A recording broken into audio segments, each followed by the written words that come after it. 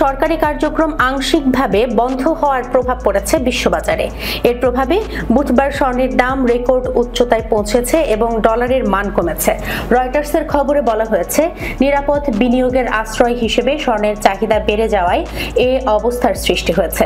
যুক্তরাষ্ট্রের রিপাবলিকান ও ডেমোক্র্যাট দল নতুন অর্থায়ন বিল নিয়ে একমত হতে না পারায় সরকারি কার্যক্রম অচল হয়ে পড়ে।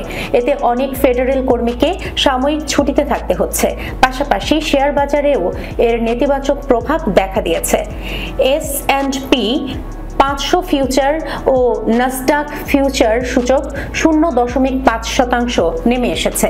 বুধবার স্বর্ণের দাম আউন্স প্রতি $3,875 উঠে টানা 3 সেশনে রেকর্ড করে। তবে ইউরোপীয় ফিউচার মার্কেটে তেমন কোনো ওঠানামা দেখা যায়নি।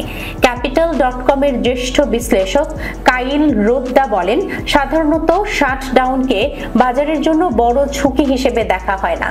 2018-19 সালের দীর্ঘ শাটডাউনের সময়ও ওয়াল স্ট্রিটে শেয়ার দাম বেড়েছিল। তবে এবার দুটি কারণে সমস্যা হতে পারে বলে তিনি সতর্ক করেছেন।